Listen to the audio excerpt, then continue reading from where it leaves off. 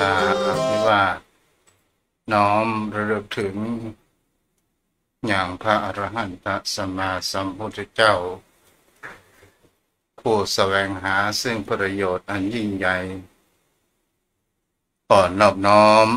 อย่างพระธรรมคำสอนในศาสนานี้ที่องค์สมเด็จพระสัมมาสัมพุทธเจ้าได้ตรัสแสดงไว้ดีแล้วขอนอบน้อมระลึกถึงอย่างพระสงฆ์สาวกหมู่ใหญ่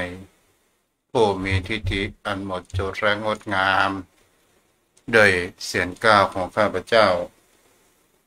และขอถวายความเคารพนอบน้อมไว้สามายังครูบาอาจารย์พระเถรานุเถระพระภิกษุสงฆ์สามเณรพระสังฆาธิการสงฆ์สมณศักดิ์บัณฑิตนักปราชญ์ท่านผู้มีความรู้ทุกรูปทุกตนทุกองค์มาด้วยความเคารพพระขอเจริญสุขเจริญธรรมไปยังป่อออกไม่ออกศรัทธาอันมีโยมป่อโยมแม่ป่อมอนแม่มอนป่ออุ้ยแม่อุ้ยปีปานะอาท่านผู้ฟังผู้มีบุญทุกท่าน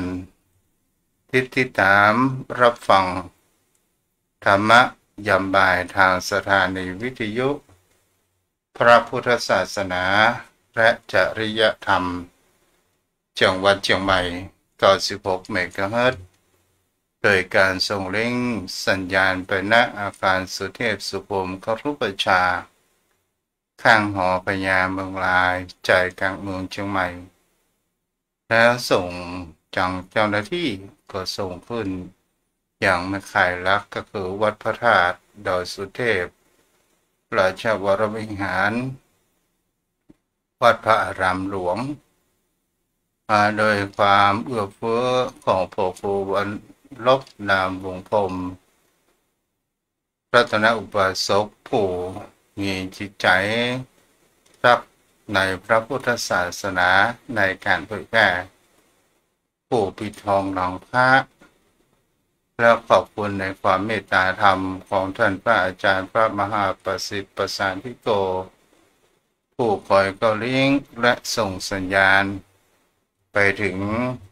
อย่างโยมพ่อโยมแม่ท่านผู้ฟังผู้มีขึ้นเป็นหัวใจอันเป็นธรรมะในวันนี้กลับมาพบปะกันในวันจันทร์ที่14เดือนกรกฎาคมพุทธศักราช2568วันเวลาผ่านไปชีวิตของคนเราก็เหลือน้อยไปลงทุกที่แล้วเป็นสิ่งที่คนเรานั้นควรที่จะได้ตั้งคำถามว่าชีวิตที่เหลืออยู่นี้เราจะควรรีบทำอย่างให้เป็นสมบัติติดจิตวิญญาณของคนเราไปในทุกภพทุกชาติ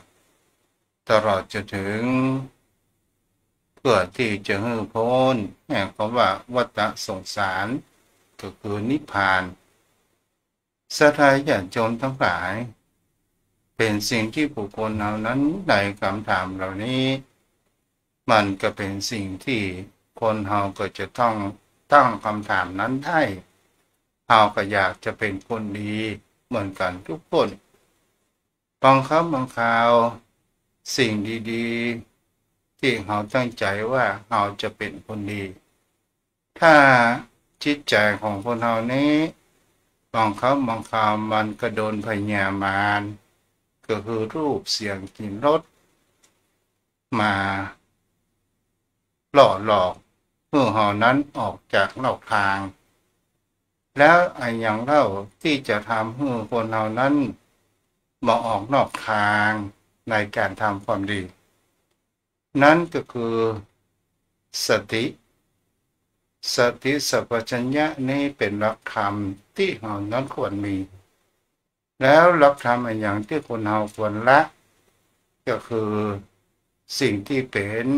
ความโกรธความโลภและความหลง สิ่งเหล่านี้ค คนเฮานั้นจะควรละจะละได้มากหรือน้อยดีกว่าเฮาบ่ละเสียเลยแล้วสิ่งที่คนเฮามองแห่งวิถีชีวิตอยู่ในแห่งหลักธรรมชาติตามหลักธรรมคำสอนขององค์สมเด็จพระสัมมาสัมพุทธเจ้าซึ่งมีอยู่มากมาย84,000พระธรรมขันธ์ศรัทธาญาติโยมทั้งหลายเอาลองมาดูสังเกตและพิจารณาดูกันในวิถีชีวิตของคนเฮาคำว่าชั่วคราวเป็นสิ่งที่คำอู้นี้อย่างใจได้ทุกยุคทุกสมัยนั้นเกิดขึ้นแปลว่าในวิถีชีวิตของคนเฮานั้นเฮาเกิดมาแล้วเฮาก็อยู่บนโลกนี้เพียงแค่ชั่วคราวหรือเป็นสิ่งที่คนเฮาจะหาได้ว่าเมื่อบุคคลที่มีขยันขนขวายมีมานะมีความอดทนมีเงินมีทองบางครั้งบางคราวเมื่อมั่งมีสีสุขมีเงินมีทองแล้วก็ประมาทเงินนั้นก็ร่อยหล่อลงไปมันก็มีเงินชั่วคราวถ้าบางคนบ่มีสตุ้งสตางค์วันนี้บ่มีแหมบอกกี่ชั่วโมงตั้งหน้าคงจะมีมันก็บ่มีเพียงแค่ชั่วคราวตลอดจนถึงโรคภัยไข้เจ็บก็ตามศรัทธาญาติโยมโยมพ่อโยมแม่มันก็เป็นชั่วครั้งชั่วคราวอย่างนี้เป็นสิ่งที่คนเฮานั้นเฮาก็ลองมาตึกตองว่าเฮามาอยู่บนโลกใบนี้ชั่วคราวและเฮาจะเป็นคนหนุ่มก็ชั่วคราวเฮาจะเป็นคนกลางคนก็ชั่วคราวถ้าเฮาจะเป็นคนเฒ่าคนแก่ก็ชั่วคราวแล้วเฮาตายไปก็ชั่วคราวชั่วคราวในที่นี้มันก็เป็นสิ่งที่คนเฮานั้นจะหาได้ว่าคำว่าตายแท้จริงเป็นสมมุติสัจจะสมมุติสัจจะถ้าหมดลมหายใจก็สมมุติว่าตายและคำว่าตายในที่นี้แต่อันอย่างบ่ตายแล้วก็คือจิตวิญญาณของเฮาที่มันออกจากร่างของเฮาไปหมายถึงว่าจิตดวงวิญญาณของเฮานี้ก็จะต้องไปเกิดในทันทีทันใดนี่เองเป็นสิ่งที่บุคคลเฮานั้นฉะนั้นเฮาอย่ากลัวความตายมันพิจารณาอยู่เสมอว่าความตายต้องเกิดกับเฮาแน่นอนวันใดวันหนึ่งวันนี้เป็นของเขาวันหน้าก็จะต้องเป็นของเฮาแล้วเฮาจะทำไอ้หยังล่ะที่จะเป็นเสบียงบุญญทรัพย์ติดตนตัวของเฮาไปจะทานหรือจะรักษาศีลหรือจะภาวนาอันนี้ก็ขึ้นอยู่กับตนตัวของเฮาเองเป็นผู้กำหนดก็คือจิตใจของเฮาเองเป็นผู้กำหนดถ้าเฮาทำสิ่งใดต่อเนื่องสิ่งนั้นก็จะเป็นอุปนิสัยที่แรกเป็นนิสัยพอนานๆไปก็เป็นอุปนิสัยถ้าเฮาอู้ตามภาษาเมืองของเฮาก็ว่านิสัยถ้าทำไปมันก็จะเป็นสันดานศรัทธาญาติโยมทั้งหลายเฮาก็ดูสังเกตและพิจารณาดูว่า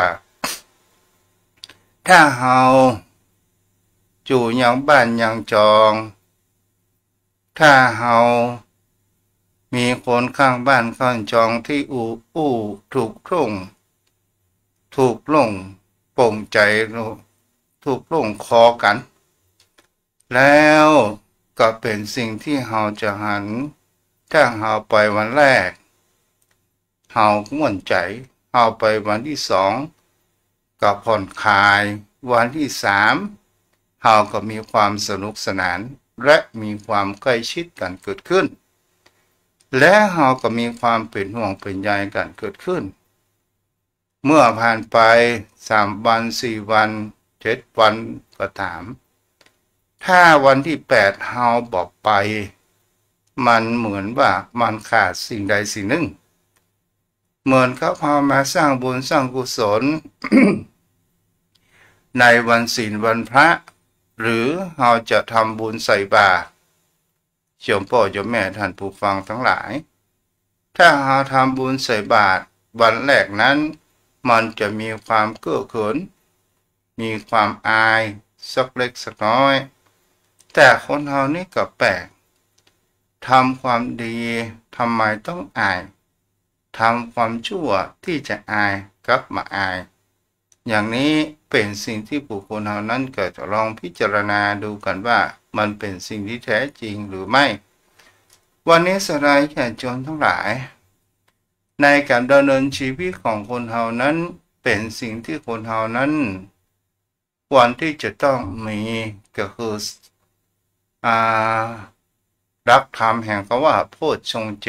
7ก็ได้ผ่านไปแล้วอยู่3 หัวข้อวันนี้จะได้มาหัวข้อแห่งคำว่าปิติปิติก็คือความอิ่มอกอิ่มใจความสบายใจถ้าบุคคลเฮานั้นทำอะไรอย่างก็ตามถ้าเฮามีสติเป็นตัวยึดเหนี่ยวแห่งจิตใจเป็นที่ระลึกถึงเหมือนดังเชือกที่ผูกงัวผูกลิงแล้วเฮาก็มีความตรึงอยู่ในจิตในใจนั้นก็คือหมายถึงก็ว่าเฮามัดจิตใจอยู่มัดจิตนั้นอยู่เสมอเมื่อจิตนั้นได้ออกหลอกนู่นออกทางเกิดขึ้น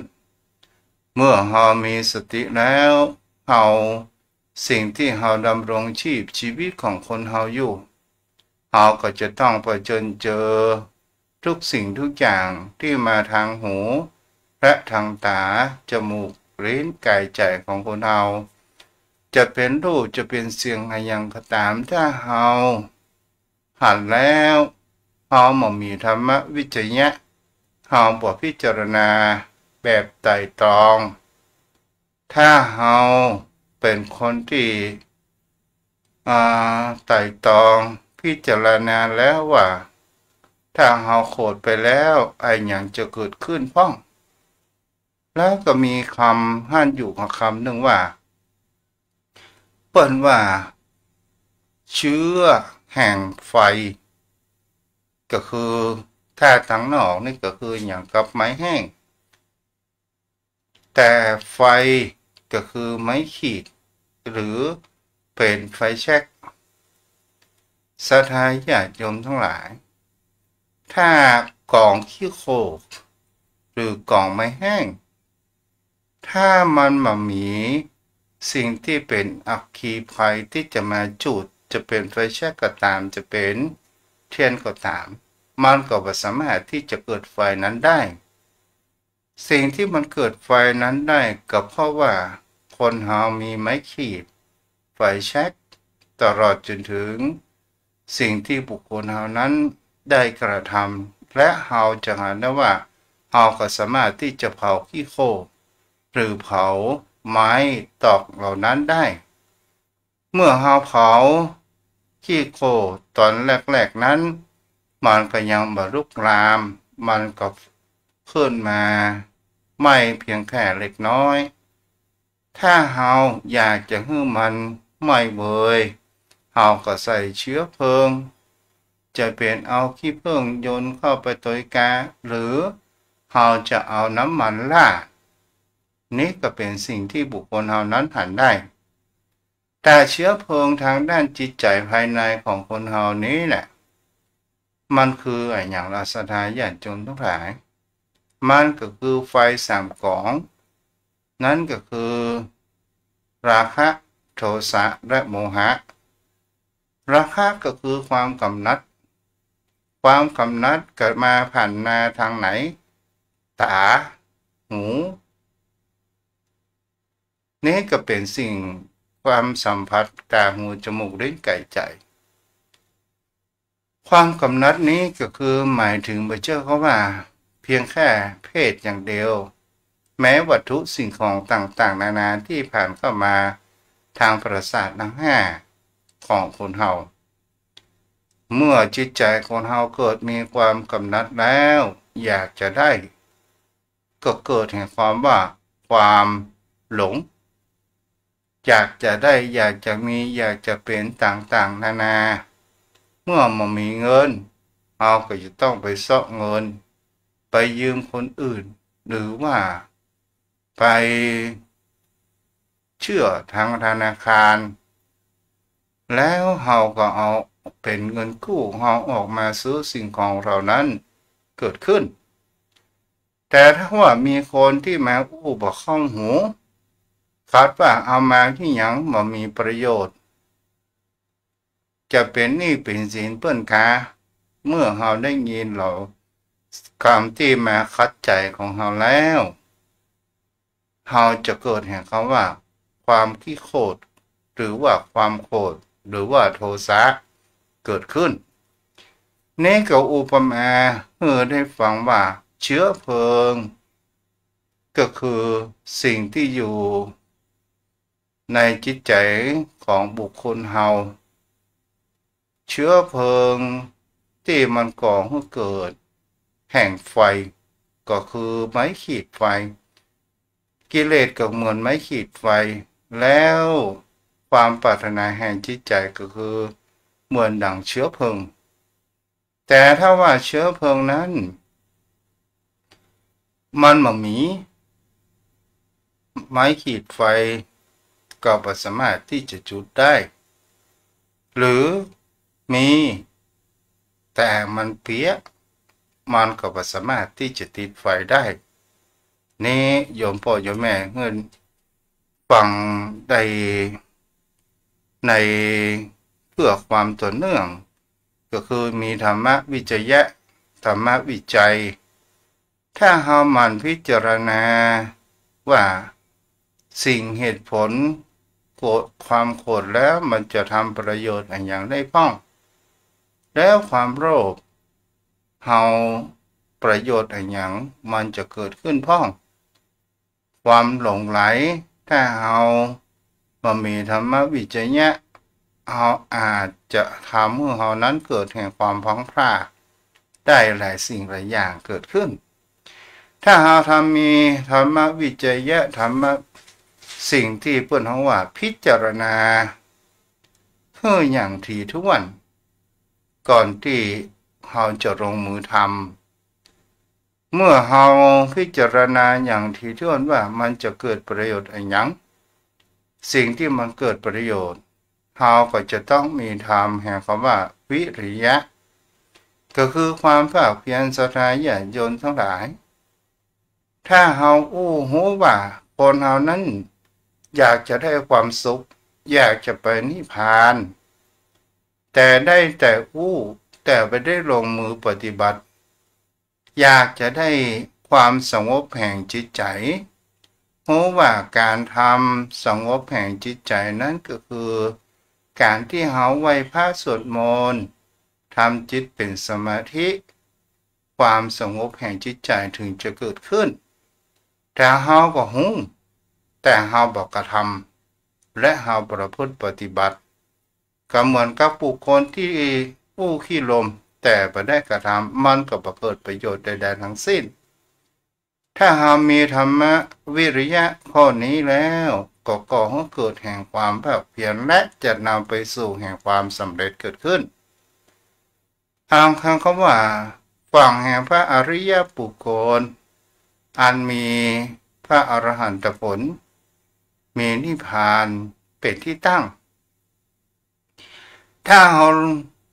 มาเกิดมาแล้วเราปล่อยวิถีชีวิตของคนเราไปตามธรรมชาติไปตามอำนาจกิเลสตัณหาแล้วศรัทธาญาติโยมทั้งหลายเราจะมาเราบ่ได้ทำสิ่งดีๆเกิดขึ้นในวิถีชีวิตของคนเราแล้วเนี่ย เมื่อเฮารอฟังฮือโฆษกพิธีกรในประจาว่าโอ้เมื่อเขายำเป็นยำคนมันมีโฆษณาหนึ่งมันเป็นใน TikTok อ่ามีพิธีกรบอกว่าคนตายเมื่อยามมีชีวิตอยู่เหล้าไม่ดื่มบุหรี่ไม่สูบเป็นพ่อที่ดีของลูกและเป็นสามีของภรรยาเป็นตัวอย่างที่ดีให้กับสังคมแม่มาก็ได้ฟังอย่างก็ได้บอกลูกมันว่าลูกไปพอนะอันนั้นเป็นพ่อตัวเก่าเขาไอ้น้องเป็นพ่อเธอก็ลองไปพอแล้วที่อู้มานี่ในตัวป่อมีซากอย่างคงจะเป็นตัวปลอมพระเจ้าหันแล้วก็กัตลกดีสถานญาติโยมทั้งหลายนี่ก็คือธรรมะข้อที่3ก็คือวิริยะต่อมาถ้าเราทำอะไรอย่างแล้วเนี่ยเราลงมือกระทำแล้วจะเป็นประพฤติปฏิบัติก็ตามถ้าเราทำแล้วเราจะเกิดแห่งความซาบซึ้งความดีอกดีใจเกิดขึ้นอย่างกับสถานญาติโยมพ่อโยมแม่เราก็ลองดูว่าเมื่อเรายามหนุ่มเราแล้วมีพ่อมีแม่ถ้าเราดูแลพ่อแม่และเราซื้อสิ่งของที่ท่านชอบเอาอาหารเปิ้นกินเราก็เริ่มมีแห่งเขาว่าความปลื้มปิติยินดีในสิ่งที่เปิ้นได้กินเมื่อมีลมหายใจอยู่นี่ก็คือความว่าปิติก็คือความซาบซึ้งความตึงอยู่ในจิตใจนั้นเกิดขึ้นปิติเนี่ยมันก่อให้เกิดในอย่างเราศรัทธาญาติโยมทั้งหลายก่อให้เกิดแห่งความสุขใจเมื่อคนเราสุขใจโรคภัยไข้เจ็บมันก็มาเบียดเบียนในตนตัวของเรานั้นเกิดขึ้นมากมายนี่ก็คือเป็นหลักแห่งคำว่าธรรมโพชฌงคปริตเมื่อครั้งพระพุทธองค์ยังมีพระชนชีพอยู่สถานญาติโยมทั้งหลายพุทธองค์ก็ได้ยังให้อัครสาวกนั้นได้มาสาธยายโมนเพื่อให้เกิดแห่งความผ่อนคลายเมื่อคนเรามีปิติแล้วมันก็เกิดแห่งความซาบซึ้งและก็เกิดแห่งคำว่าความผ่อนคลายปัสสธิซึ่งแปลว่าความผ่อนคลายหรือว่าสงบเย็นจิตใจของเราก็ไปได้กระซับกระส่ายจิตใจของคนเรานั้นก็มีความสงบเย็นแล้วเป็นสิ่งที่คนเรานั้นเมื่อเราจิตใจของคนเรานั้นผ่อนคลายโยมพ่อโยมแม่ท่านผู้ฟังทั้งหลาย มันก็จะทำให้จิตใจของเราสบายโรคภัยไข้เจ็บก็มาเบียดเบียนมากแต่ถ้าว่าเราเป็นคนที่มามีในรักธรรมสติก็มามีแล้วก็เป็นคนที่มีความประมาทเป็นคนบ่พิจารณาทำอะไรอย่างลงไปมาได้สติทีหลังมันผ่านไปแล้วอะไรอย่างก็มามีสติว่ามันจะไปกระทบคนอื่นหรือว่าจะทำให้เขาน้อยใจกรรมของคนเฮาบางครั้งบางคราวก็สามารถที่จะประหารคนนั้นได้ถ้าเฮาไปแล้วถ้าเป็นคนใกล้ชิดเฮาเหมือนกำลังใจเฮาย่อหามไปต่างๆนานาเกิดเขาคิดความเป็นจริงเป็นจังแล้วเขาน้อยใจและปีชีวิตของตัวเองแต่สุดท้ายเฮามาได้สติทีหลังมันก็สายไปเสียแล้วถ้าเฮาบ่ได้ขาดพิจารณากัน แฮมบปอเป็นคนบอกเคยประพฤติปฏิบัติบ่ลงมือกระทำบอกว่าคนอื่นมีความขี้เกียจเกียจค้านพอละอันนี้นกเขาในดำสระเปาอย่างนี้พอนกเขาในดำสระเปาและตัวเองก็อยู่บ้านศรัทธาญาติโยมทั้งหลายมันก็บ่เกิดประโยชน์ใดๆทั้งสิ้นแต่สิ่งที่คนเฮานั้นมันมีอยู่อย่างหนึ่งที่คนเฮา บักกล้าเดินนั่นกลัวเปิ้นว่าถ้ามันเป็นสิ่งที่ถูกต้องเป็นสิ่งที่ดีเป็นสิ่งที่เกิดประโยชน์ต่อตนเองมันได้เดือดร้อนคนอื่นเฮาก็บ่ต้องไปสนในการอู้ของบุคคลที่อู้หรือเฮาก็ลองสังเกตพิจารณาว่าเขาบ่สามารถที่จะกระทำเหมือนดังเฮาได้เขาก็เลยเกิดแห่งความอิจฉาถ้าว่าเฮาทำในสิ่งที่บ่ดีเป็นคนเจ้าชู้มีโรคหลายใบมีหลายบ้านหรือเป็นคนขี้งกไปที่ไหนก็จะเอาได้แต่อย่างเดียวก็คือคนขี้โลภและเป็นคนที่อู้จ๋าบ่ไพเราะอู้จ๋าขวัญผ่านซ่ามามีน้ำเสียงเป็นน้ำมาเป็นมะนาวมามีน้ำศรัทธาญาติโยมทั้งหลายมันก็ต้องบ่มีไผครบมันก็ต้องบ่มีไผที่จะคบค้าสมาคมเฮาหันแล้วว่า บุคคลนี้เนี่ยปล่อยอู้ไปเถอะเพราะว่าคนเฮานั้นเฮาบ่สามารถจะห้ามให้บุคคลอื่นให้อู้นั้นบ่ได้แม้กระทั่งคนอื่นก็บ่สามารถที่จะ ห้ามมือเฮาอู้นั้นก็บ่ได้แม้กระทั่งความคิดก็ตามความคิดของคนเฮาก็เป็นสิ่งที่มีเพิ่นก็บ่ได้คิดเหมือนเฮาก็บ่ได้คิดเหมือนเพิ่นบางครั้งบางคราวเอาตัวของเฮาไปใส่คนอื่น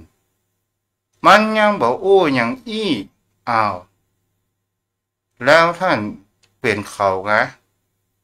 ถ้ามันอู้อย่างอี้นะป่านนี้มันก็โทษคดีอย่างต่างๆนานาแล้ว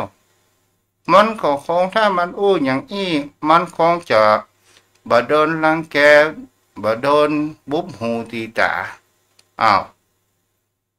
แล้วคุณเป็นท่านกะหรือว่าท่านเป็นคุณกะนี่แหละศรัทธาญาติโยมทั้งหลายคนเฮานี่ชอบคิดแทนคนอื่นแต่คนเฮาลองปล่อยวางเรื่องสุของว่าอ๋อมันเป็นประการเช่นนั้นอย่างอันธรรมชาติมันมาอย่างนั้นนี่ก็คือเฮาก็วางจิตใจเฮาก็บ่ได้วิ่งไปหาเรื่องต่างๆนานาศรัทธาญาติโยมทั้งหลายคนเฮานี่บางครั้งบางคราวเนี่ยหูมันแสหาเรื่องเพิ่นอู้จาอย่างก็ตามได้ยินนิดหน่อยว่านั้นเฮาหันหิ้มปากเพิ่นโดยการที่ตัวเองนั้นเป็นคนที่มีเคยเล่าขวัญนินทาคนอื่นแล้วตัวเองก็มีความระมัดระวังว่าจะถูกนินทาหรือไม่มันก็ต้องถูกนินทาบางครั้งบางคราวเพิ่นไม่ได้อู้ถึงตัวเองแล้วไปพอหิ้มปากเพิ่นว่าเพิ่นอู้ถึงตัวเองศรัทธาญาติโยมทั้งหลายแล้วก็เกิดความโกรธแล้วก็จะเอาให้เพิ่นยอมรับจนได้นี่แหละเป็นสิ่งที่อันตรายมากหูหาเรื่องตาของคนเฮากับตามบางครั้งบางคราวตาก็หาเรื่องถ้าเฮาไปที่ไหนก็ตามศรัทธาญาติโยมทั้งหลายเฮ าไปที่ไหนก็ตามเฮาหันแล้วเนี่ยมันเปิ้นคงจะมีภารกิจหลายอย่างเปิ้นอาจจะบ่ได้เที่ยวบ้านเที่ยวจองเขาล่างข้างควงเปิ้นอาจจะบ่ได้เก็บต้อมอะหยังเป็นแต่เป็นว่าแล้วเฮาก็ไปบอกว่าโอ้สู่เขายังได้อยู่บ้านอย่างไรแล้วบ่เหลือเนี่ยปล่อยฮื้อฮกฮื้อนี่อ้าวแล้วบ้านตระกูลบ้านของคุณนั้นสะอาดหรือยัง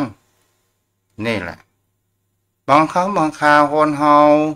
ว่าเปิ้นขี้โลภขี้โกรธขี้หลงมีความอิจฉาอ้าวแล้วตัวเองเป็นคนที่มันมีความอิจฉาริษยามันมีความโกรธมันมีความโลภกะคนเฮามันก็มีทุกคนสถาญาติโยมทั้งหลายก่อนที่จะว่าให้คนอื่นจงมองตัวเองนั้นออกไปเหมือนดังองค์พุทธปฏิมาที่เฮาหันยังวิหารทำไมเพิ่นสร้างองค์พุทธปฏิมาตัวแทนขององค์สมเด็จพระสัมมาสัมพุทธเจ้า1. สายตาทอดตักมาห่างไกล 2. อกภายลายพึ่ง 3. หูญาณ 3. พระเกศเป็นเปลวเพลิงสถาญาติโยมทั้งหลายต่อมาก็คือปอปากสถาญาติโยมนี่ก็คือเป็นปริศนาและเราจะถามว่าองค์ใดเป็นองค์แท้องค์แท้เป็นองค์ใดมันมีองค์ใดเป็นองค์แท้เป็นปูนก็เป็นปูนก็เป็นตององค์แท้มันอยู่ที่ไหนล่ะองค์แท้ก็มีอยู่ในธรรมะพระไตรปิฎกนั่นเองแล้วทำไมคนเราถึงสร้างพระพุทธรูปมาล่ะก็เพื่อให้เรานั้นมีพุทธานุสติเพื่อระลึกถึงยังองค์สมเด็จพระสัมมาสัมพุทธเจ้าปริศนาที่เป็นแฝงไว้มองทอดรองหน้าตักก็หมายถึงว่าคนเราจะไปมองไก่ถ้ามองไก่มันจะมีเรื่องจงมองตัวเองออกไปก่อนก็หมายถึงว่าพ่อตัวเก่าก่อนแล้วก็ว่าของคนอื่นอกภายลายพึ่งก็คือเป็นคนที่มีแห่งเขาว่ากล้าหาญที่จะเผชิญเจอต่ออุปสรรคปัญหากิเลสต่างๆนานาจะมามีความวิตกกังวลในเหตุสิ่งที่จะเกิดขึ้นนั่นก็คือโรคภัยไข้เจ็บความตายความแก่เหล่านี้และหูทำไมถึงญาณก่อนที่เราจะต้วนตัดสินปัญหาอะหยังฟังมากๆถ้าเราเป็นคนหูเบาคนนั้นอู้หน่อยคนนี้อู้หน่อยเหมือนดังอาจารย์ของอหิงสกะคนนั้นอู้หน่อยคนนี้อู้หน่อยตอนสุดท้ายก็หวั่นไหวไปตามกระแสเปลวเพลิงพระเกศเป็นเปลวเพลิงก็เพราะว่าอย่างอ่ะเพราะปัญญาสถาญาติโยมทั้งหลายแสดงถึงรักแห่งปัญญาแห่งวิถีชีวิตของคนเฮานี้ได้เป็นธรรมะปากข้อของสถาญาติโยมได้รับฟังกันแล้วสิ่งที่คนเฮานั้นเปิดหวังว่าเฮาจงมีแห่งความหนักแน่นสิ่งที่คนเฮานั้นที่จะทำให้เฮาทุกข์จะไปส่งจิตไปในอดีตมากจะไปส่งจิตไปในอนาคตมากเกินตัวนี่หมายถึงอยู่ในสถาญาติโยมทั้งหลายถ้าคนเฮามีความหวังในอนาคตแล้วเสียใจในเรื่องอดีตและเฮามาเอาจิตมาอยู่ปัจจุบันถ้าเฮาหวังมากอย่างกระตามสถาญาติโยมทั้งหลายหวังมากถ้ามันสมหวังก็มีความดีใจถ้ามันไม่มีความสมหวังมันจะเกิดความเสียใจฉะนั้นเนี่ยเฮาอย่าหวังมาก หวังมากยึดมากทุกข์มากแล้วก็เกิดแห่งความขุ่นมัวต่างๆนานาวันนี้ ก็ได้อุมาพอสมควรเนื้อหาสาระหลักธรรมง่ายๆใกล้ตัวมือกับโยมพ่อโยมแม่ได้รับฟังกันโยมพ่อโยมแม่ช่วงนี้เข้าพรรษาก็ผ่านไปแล้ว1 ศีลเนาะแล้วก็ขออนุโมทนาแม่วลีตัวเด้อที่ได้มาอุปถัมภ์อุปถากถวายเพลศรัทธาญาติโยมท่านใดที่อยากจะทำบุญถวายเพลตลอดจนถึงแม่สถาพรอมรมนตรีที่ได้ ทำบุญถวายภัตตาหารทุก7 วันมีไข่3 แผงเนาะขออนุโมทนาบุญตัวเอาละวันนี้ผู้ติดตามรับฟังรับชมรับฟังทาง Facebook มีแม่ครูกัญญาโยมปี้ดวงสอนสิหะธีรรัตน์เนาะฟังอยู่เจ้าจากสันทรายแห่งโดงนึกว่าสันทราย ป้อนานอินสมช่วงนี้เข้าภาษาเนาะงานบ่มีแล้วเนาะให้มีเป็นบางงานแม่นวลสริหินเขียวแม่สมศรีน้อยปัญญาน้อยปัญญาน้าน้องคนเดิมแม่ทองคำที่วงคำเสาหินฝนตกก่อนเนาะแต่กี้นี่ฝนตกเด้อต่อมาก็คือทางมือถือมีทางส่งเมสเซจมามีแม่จันเปงแม่หน่อยในเมืองแม่หอมป่าซางว่าไปก่อนเนาะ ต่อมาก็จะได้โทรศัพท์เด้อโยมพ่อโยมแม่ถ้าเขาฟังพอนานก็ช่วยกล้าโทรศัพท์ลูกตู้ตัวเด้อ รอสักคำ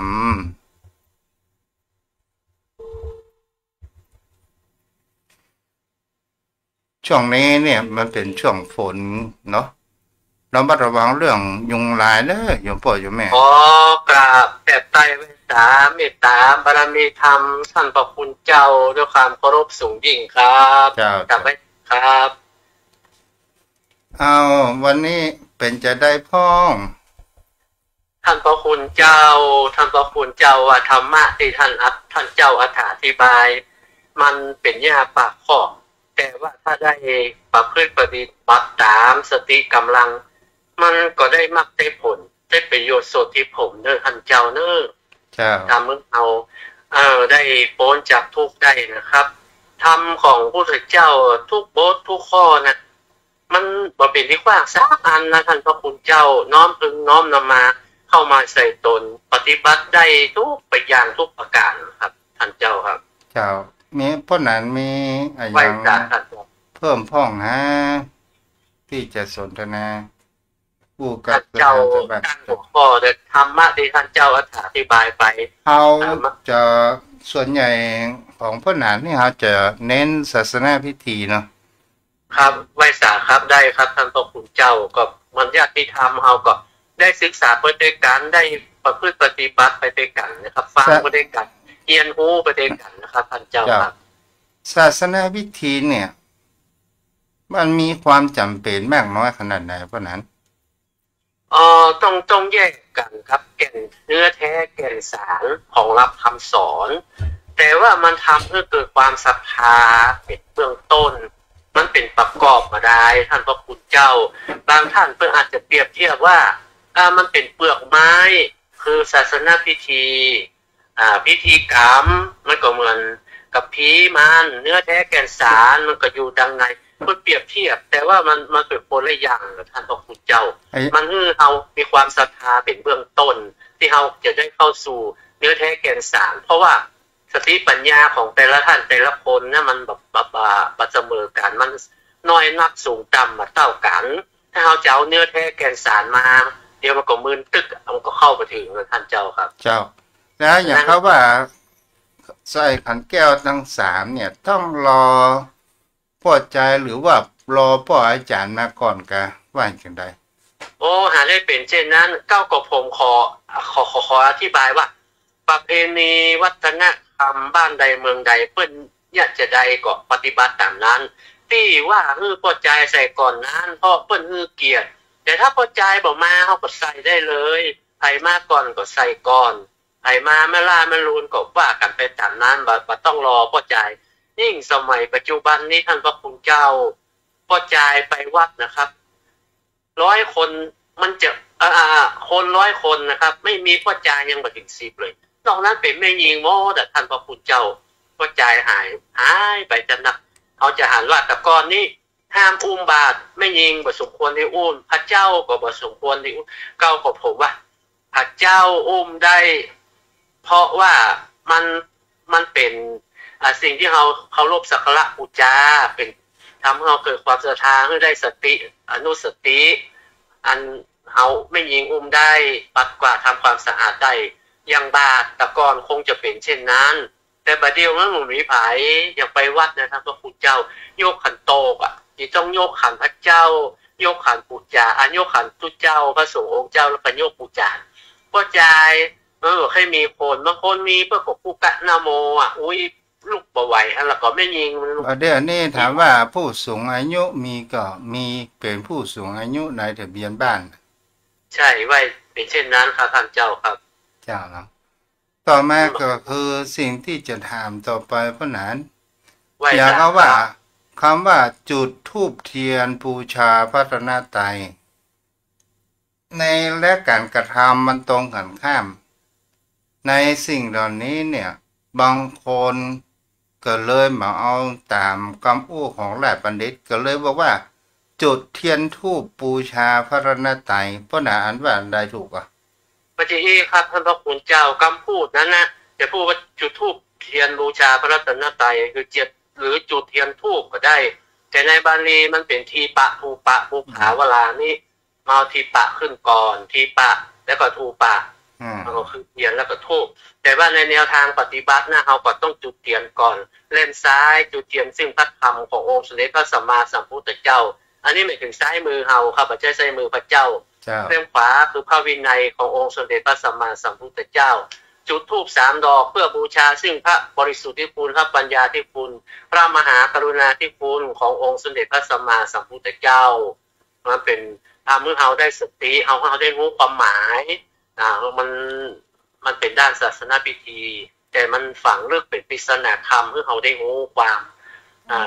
จุดธูป3 ดอกบูชาพระรัตนตรัยเทียน2 เล่มแต่อย่างอื่นก็แล้วแต่ว่าเราเคยอย่างใดจุดเจ้าตี้บางคนก็ถามว่าคนจุดตาใดเขาเคยจุดตาใดหลายเคยจุด5จุด5ก็คือจุด5นะบางคนก็จุด9จุด9ก็จุด9นะบางคนก็จุด7มันก็แล้วแต่ว่าเขาเคยปฏิบัติอย่างใดนี่มันนอกเหนือจากศาสนาพิธี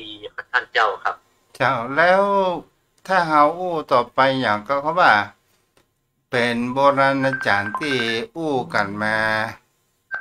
แม่ประณียงดงเนตรบ่ได้รับสายเด้อแม่เด้ออย่างเขาว่าน้อยบ่ดีเป็นอาจารย์นานบ่ดีเป็นเจ้าซอเนาะทีนี้ไหว้สาครับท่านเจ้าสมัยก่อนเพิ่นไปบวชอยู่วัดอยู่วาน่ะลูก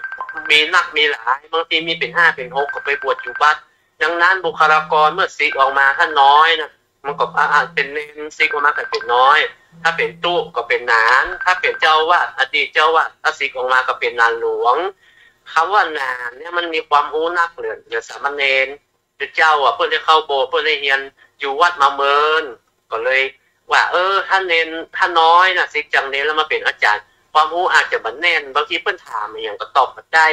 แต่ถ้าหนานี่ความรู้มันจะแน่นหนาไปเห็นน้อยมันจะนักจะรู้นะแต่สมัยปัจจุบันนี่มันเขียมเพื่อนก็มัคคณายิกาไม่ยิงก็มีท่านพระคุณเจ้ามีความสนใจไม่ยิงก็จะได้บางคนก็เป็นพ่อหลวงเก่าก็มีสทเก่าก็มีที่สนใจกวัดกวามันมีไปก็เลยเอาตามขั้นตอนของสากลนี่ก็เอาไว้พระหับศีลอาราธนาถ้าเป็นบ้านใหม่ก็มีอาราธนาพระปริตเหียแล้วก็แผ่เมตตาเหียเนาะอันนี้ตัวลักๆนะสิ่งที่คนเฮา โบราณอาจารย์ว่าน้อยบดีเป็นนานนานบดีเป็นจังซอก็หมายถึงว่าน้อยเนี่ยบวชมาเมินแล้วก็บ่ได้เรียนเรื่องโวหารเนาะใช่เป็นเช่นนั้นเจ้าซอยเป็นอู้กำต่ำเป็นคำภาษาเจ้าบ้านครับเลาะตอมเปลมเต็มแปะเลาะเพาะแกะถ้าเอาเป็นหนาแล้วอู้มันแบบเปิงมันเดียมปากโอ้เคยเป็นเนี่ยที่เจ้าบวชอยู่มาอู้กำเนี่ยนะก็ไม่กำเจ้าบ้านนะแม่นเป็นเช่นนั้นครับท่านเจ้าครับมันเป็นกำเจ้าบ้านเปิดเวลานั่งถามซอแล้วมันเป็นแนวปฏิบัติของเปิดมันมาอย่างนั้นถ้าซอบาตามมันยังมันคนหนุ่มมันฟังนานนี่ถือว่าเป็นปราชญ์ของพวกนั้นจังซอเหรอครับบ่ใช่ว่าป้อนนานเนี่ยป้อนห้องว่าเป็นปราชญ์เพิ่นยกคือครับท่านเจ้าครับเพิ่นยกย่องว่าเป็นปราชญ์ชาวบ้านเพิ่นจะฮ้องปู่จานปู่อาจารย์นะท่านเจ้าปู่บนพงเขาก็ฮ้องปู่จานบางคนก็ฮ้องพ่ออาจารย์เนี่ยก็ฮ้องอย่างเงี้ยครับแต่ผมก็จาแต่เพิ่นว่าพ่อหนานโอ้อันบางครั้งก็ฮ้องนานนี่เนาะมีถ้ารุ่นราวเขาเดียวกันแต่คนบ้านนี่มันมีใครห้องไอนะท่านปู่เจ้าคนเฒ่าคนแก่ก็ห้องคณะบางคนก็ห้องปู่จานเนี่ยเจ้าคนเฒ่าแก่ห้องปู่จานเนี่ยเขาก็ว่ามันเป็นการยกย่องในชุมชนนั้นๆเพราะมันมีมาแต่อดีตกาลแล้วก็อาจารย์วัดจุหลวงเจ้าวัดเนี่ยครับแก่วัดล่ามวัดเนี่ยครับวิยาวัจกรนี่ก็เป็นแก่วัดครับล่ามวัดก็คือประชาสัมพันธ์ปู่จานก็คือป่ออาจารย์หรือว่ามัคคณายกเนี่ยท่านเจ้าครับล่ามวัดเหล็กวัดนี่ก็คือเลขานุการเนาะแม่เลขานุการแบบประเภทเถรยิกนะท่านเจ้าได้ถามศาสนาพิธีจังหวัดแต่โอกาสเวนตานี่มันมีเฉพาะล้านนาภาคเหนือนะท่านพระคุณเจ้าครับภาคอื่นบ่มีครับมันเป็นสำนวนที่ฟังแล้วมันซาบซึ้งใจมันย้อมจิตย้อมใจปิติยินดีแล้วมันเข้าใจง่ายมันเป็นภาษาดอกไม้ครับฟังแล้วมันคับกันเพราะเปิ้นแต่งนะมันมีฉันทลักษณ์อยู่ในตัวครับท่านเจ้าครับเจ้าโอ้มีคนมาหาครับเพิ่นน่ะด้วยอ๋อครับการภาษาท่านเจ้าด้วยความเคารพสูงยิ่งครับท่านญาติธรรมกัลยาณมิตรกัลยาณธรรมเอาท่านทั้งหลายเนี่ยเป็นผู้ที่เข้าใกล้พระรัตนตรัยมั่นในพระรัตนตรัยมีพระรัตนตรัยเป็นที่พึ่งวันนี้เราศึกษาธรรมะไม่ใช่การขอธรรมะได้คุ้มครองท่านเหมือนกับท่านได้มีความยินดีในการห้ามเรียนธรรมะเหมือนกันครับเป็นอย่างเดียวเพิ่นมาส่งเอกสารได้ทางเทศบาลไงโอ้ไว้สาขาท่านเจ้าบอกว่าเพิ่นมีธุระด่วนเป็นหยังเพิ่นมีส่งเอกสารมาได้ แล้วนี่ก็มีที่เนาะเพิ่นน่ะเนาะเดี๋ยวปล่อยทางหน้าพิธีพูดถึงมันล้านนาเฮาก็มีนักยุ่มยิ้มบางทีมันก็ไม่ใช่ของพูดเสียงท่านเจ้าทำไมเขาว่าบางคำบางคราวสู่เขาเป็นผู้ใจไปจุดธูปจุดเทียนแหละข้าเป็นไม่ยิงอ้าวเพราะนั้นว่าบ่มีข้อห้ามครับท่านพระคุณเจ้ามีข้อห้ามไม่มีข้อห้ามในหลักศาสนพิธีผู้หญิงก็จุดได้ผู้หญิงก็ไหว้พระได้ครับกราบพระได้ถวายพระอย่างได้ประเคนได้ทุกอย่างนางวิสาขาเป็นต้นแบบเนาะแล้วก็ลูกสาวของนะคะมิติกะเศรษฐีสุมนาจุลสุภัพาสุภัทาเนี่ยครับเพิ่นอังกะพระสงฆ์อังกะคือการดูแลกันเตรียมสถานที่ดูแลพระสงฆ์มาจากทั้งฉันแม้กระทั่งจัดสถานที่อย่างทั้งนั้นนะครับท่านเจ้าครับมันมีข้อห้ามแล้วปะนั้นเนาะว่าที่กันเด้อครับขอกราบไหว้สาท่านเจ้าครับขอสวัสดีท่านญาติธรรมทุกท่านครับขอบพระคุณครับครับอนุโมทนาเตรียมไว้เด้อศาสนาพิธีนะปะนั้นศาสนาพิธีให้ปะนั้นได้อู้เนาะอ้าวโยมพ่อโยมแม่ใครจะโทรมาแม่ประณี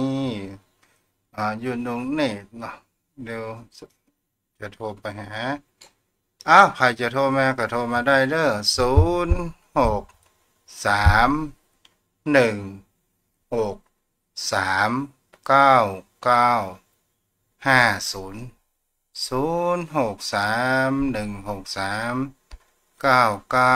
0631639950 500631639950 0631639950โทรมาได้เด้อเปิดสายหน้าไม้ละเนาะ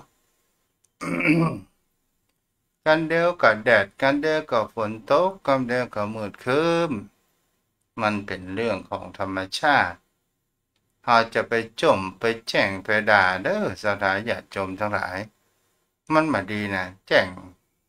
เตบบุตรเทวดามาดีเด้อมันจะเข้าตัว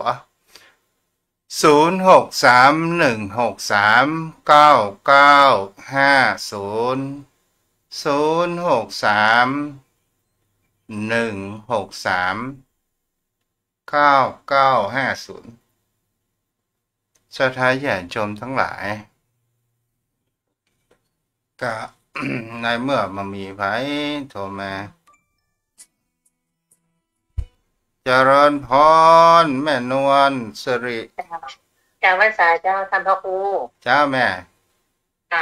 ฟังวันนี้เป็นได้พ้องโอ้ดีเจ้าได้ธรรมะเยอะเจ้าก็อาจจะลูกก็ได้ความเห็นกันมากกระจังจ้าเนาะเจ้าเห็นทางด้านศึกษาเจ้าแม่เจ้าสาธุเจ้าบุญรักษาเจ้าใครจะโทรมา0631639950การฟังนี่ก่อให้เกิดปัญญาแต่ถ้าฟังบอกเข้าใจฟังหาเรื่องเขามีทงไว้อย่างใดมันก็บ่ได้ปัญญาด้วยสถาญาติโยมทั้งหลายเขาชอบฟัง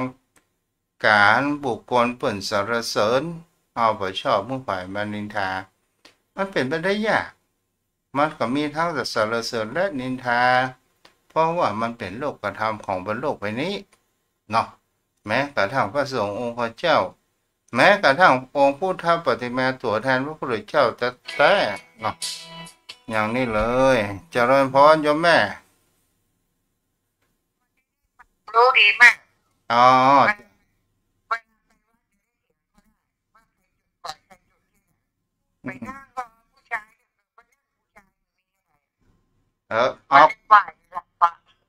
อากระเทยก็ได้หรอ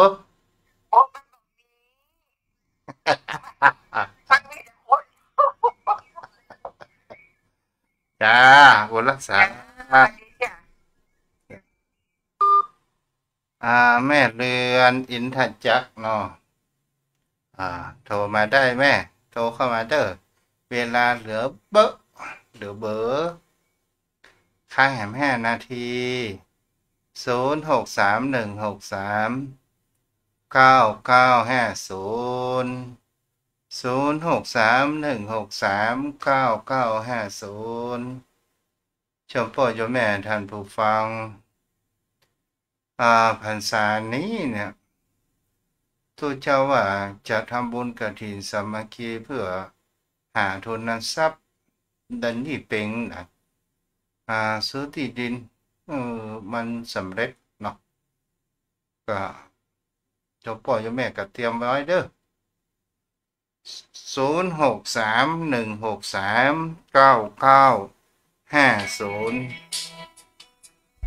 เจริญพรแม่แก้วเรือน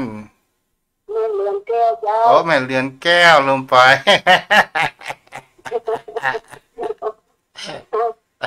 ของจริงเลยชื่ออันนั้นแกตั้งใจอย่าตั้งใจ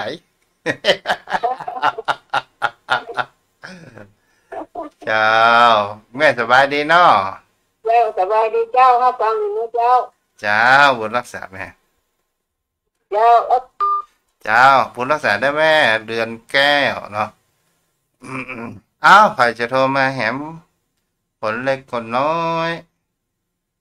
ได้เล็กน้อยก็เป็นบุญปากเป็นบุญหู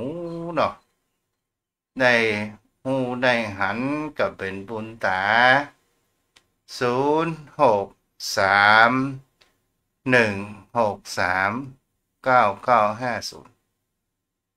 สิ่งที่สำคัญในวิถีชีวิตเนี่ยจิตของคนเราเด้อโยมพ่อโยมแม่เราจะไปให้จิตออกห่างตัวของเรานักเจริญพร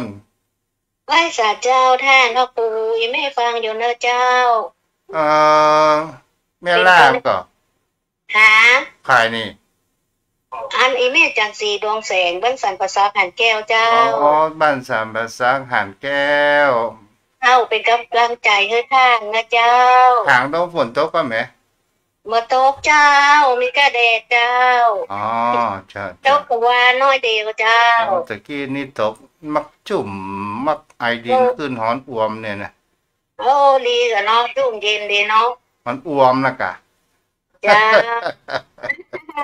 เจ้ารักษานะเจ้ารักษาได้0631639950สายสุดท้ายพรุ่งนี้ก็มาฟังกันใหม่เด้อโยมพ่อโยมแม่ท่านผู้ฟังทั้งหลายเนาะสายสุดท้ายอู้ได้สักน้อยก็ยังดีเนาะ0631639950ท่านพระอาจารย์ผมส่งเป็นตั้งลิงก์เด้อตอนนี้เนาะเพราะว่าจ่ายแก้ลิงก์ไปแล้วเนาะเอาละโยมพ่อโยมแม่ท่านผู้ฟังก็เดี๋ยวก็ติดตามรับฟังธรรมะของท่านอาจารย์พระมหาอำนวยปัญญาวชิโรกุติโบแพทเตอร์วันนี้ก็เอาไว้เพียงเท่านี้เนาะอายุวโนสุขภา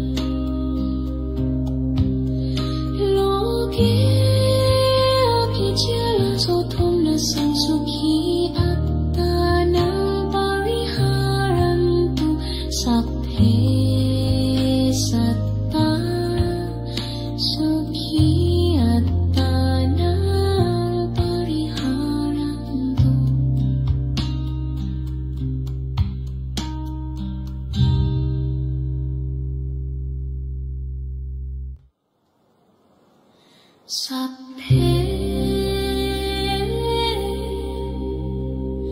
สัตตาอเวราโหตุอภัยาโหตุอนิฆาโหตุสุขี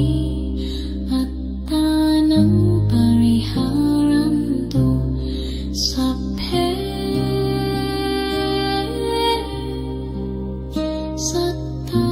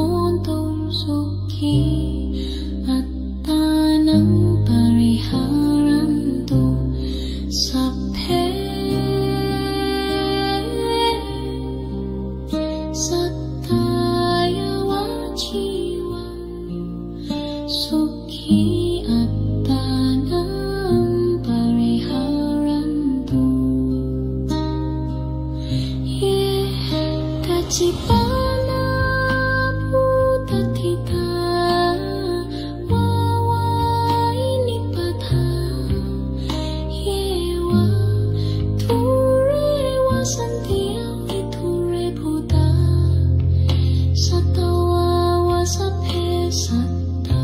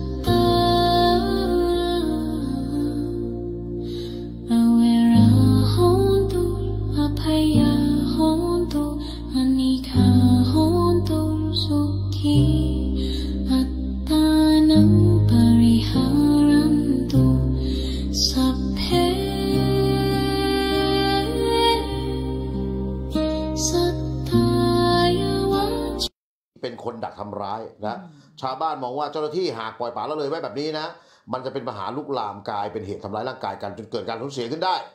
ก็ให้ตำรวจลงมาช่วยเคลียร์หน่อยเถอะเส้นนี้มาเกาะติดวงการผ้าเหลืองครับร้อนฉ่าจริงๆฮะเพราะว่าช่วงเช้าที่ผ่านมาก็มีรายงานเข้ามานะครับว่าผู้ช่วยเจ้าอาวาสวัดกัลยาณมิตรฝั่งทนกรุงเทพย่องไปสึกเงียบที่วัดแห่งหนึ่งในจังหวัดระยองคือภาพนี้พระปริยัติธาดาผู้ช่วยเจ้าอาวาสวัดกัลยาณมิตรนะฮะไปสึกที่วัดบ้านค่ายจังหวัดระยองแล้วก็แจ้งมายังเจ้าอาวาสวัดกัลยาณมิตรในฐานะพระปกครองแล้วว่าขอลาสิกขาแล้วเรียบร้อยมีรายชื่อพัวพันกับศรีกากอล์ฟด้วยหายออกไปจากวัดก่อนหน้านี้หลายวันแล้วก็พบว่าไปสึกที่ระยองเดี๋ยวรอติดตามฟังคำชี้แจงเพิ่มเติมก็แล้วกันนะฮะในขณะเดียวกันครับพาไปดูกันหน่อยที่จังหวัดพิจิตรเพราะว่าอะไรคือเมื่อวานคุณน้ำแข็งคุณผู้ชมผู้ชายคนนี้คืออดีตสวคุณหน้าคุ้นตาไหมอดีตสวกิตติศักดิ์รัตนวราหะครับพื้นเพเป็นคนพิจิตรบอกว่าดวนพรุ่งนี้จังหวัดพิจิตรก็คือหมายถึงวันเนี้ย14 กรกฎาคมเนี่ยจะมีข่าวใหญ่อยากกระพริบตาเราพยายามสอบถามว่ามันคือข่าวใหญ่เรื่องอะไรครับเจ้าตัวบอกว่าพูดอะไรมากไม่ได้บอกแค่ว่าเป็นคดีที่สังคมให้ความสนใจในตอนนี้และขอให้ติดตามอยากกระพริบตาบางคนก็เลยไปจับเชื่อมโยงว่าจะเกี่ยวข้องกับพระชั้นผู้ใหญ่ที่พิจิตรหายหน้าหายตาไปไหนหรือเปล่ามีชื่อพัวพันกับศรีกากอล์ฟจะเป็นเรื่องนี้หรือเปล่าเช้าวันนี้ครับข่าวเที่ยงไทยรัฐข่าวร้อนต้องรู้ทีมข่าวลงพื้นที่ไปที่วัดชื่อดังแห่งหนึ่งจังหวัดพิจิตรพระชั้นผู้ใหญ่ของจังหวัดพิจิตรหลังตกเป็นกระแสข่าวว่าไปเกี่ยวข้องกับประเด็นศรีกากอล์ฟวันนี้ท่านลงพระอุโบสถนะฮะลงปฏิบัติศาสนกิจที่โบสถ์หลังเสร็จกิจของสงฆ์ในโบสถ์ทีมข่าวก็เลยไปสอบถามประเด็นที่เกิดขึ้นมันมีข่าวคราวเข้ามาพัวพันกับท่านพอสมควรเช่นกรณีที่อดีตสวกิตติศักดิ์เนี่ยได้มีการเกริ่นเอาไว้จะเป็นประเด็นที่เชื่อมโยงมาถึงตัวของพระรูปนี้ไหมพระชั้นผู้ใหญ่รูปดังกล่าวบอกว่ามันคงเป็นเรื่องวิบากกรรมเคยมีปัญหากันมานานหลาย10 ปีคนที่ไม่ถูกกันก็พยายามเชื่อมโยงเรื่องไปเรื่อยขอยืนยันปัญหาเหล่านี้ไม่เกี่ยวข้องกับอาตมาแต่อีกฝ่ายพยายามจะล้มล้างอาตมาก็เท่านั้นโอ้โหท่านชี้แจงแบบนี้นะฮะ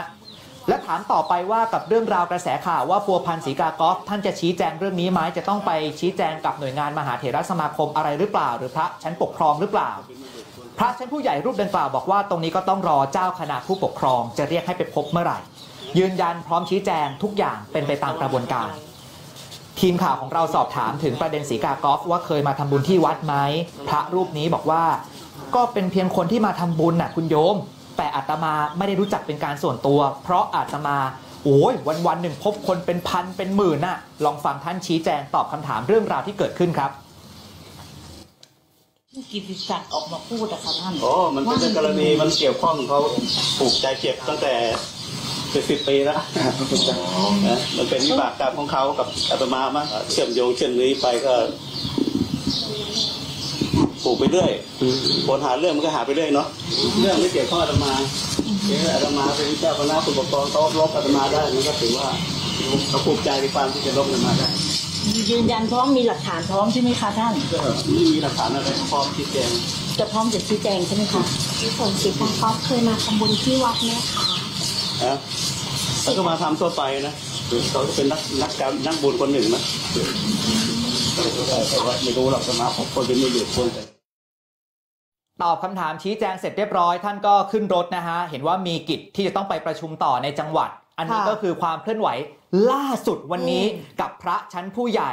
ที่ถูกพูดถึงมีกระแสข่าวออกมาในพื้นที่จังหวัดพิจิตรครับค่ะจากพิจิตรเนี่ยนะคะพาไปที่อยุธยาหน่อยวันนี้เนี่ยพาดหัวหน้าหนึ่งไทยรัฐเลยพูดถึงที่วัดชูจิตค่ะเจ้าอาวาสวัดชูจิตยอมให้ปากคำเส้นเงิน11 ล้านเพราะถ้าเกิดว่าดูตัวเลขเนี่ยเส้นเงินตรงเนี้ย11 ล้านอันนี้ถือว่าเยอะที่สุดกว่าทุกวัดเลยแล้วล่าสุดท่านเจ้าอาวาสเองขอลาออกจากความเป็นเจ้าอาวาสแต่ท่านยังไม่ได้ลาสิกขาบทนะคะยังไม่ได้สึกนะยังไม่ได้สึกค่ะซึ่งก็ขอเข้าสู่กระบวนการตรวจสอบความจริงเรื่องนี้